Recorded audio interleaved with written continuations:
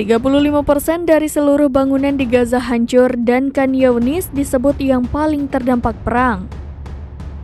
Data tersebut berdasarkan hasil pantauan dari Pusat Satelit Perserikatan Bangsa-Bangsa, di mana UNOSAT telah membandingkan citra satelit resolusi tinggi dari Gaza yang dikumpulkan pada 29 Februari 2024 dengan citra yang diambil sebelum dan sesudah dimulainya konflik terbaru.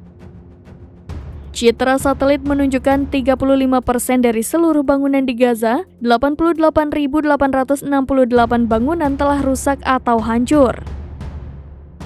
Dari jumlah tersebut, 31.198 bangunan hancur, 16.908 bangunan rusak berat, dan 40.762 bangunan rusak sedang. Jumlah ini menunjukkan peningkatan hampir 20.000 bangunan rusak dibandingkan penilaian sebelumnya. Hal itu berdasarkan gambar yang diambil pada Januari 2024 ketika angka totalnya mencapai 30%. Sebelumnya diketahui Organisasi Kesehatan Dunia telah menerbitkan infografik yang menggambarkan serangan terhadap infrastruktur layanan kesehatan di Gaza yang tercatat antara 7 Oktober 2023 dan 12 Maret 2024.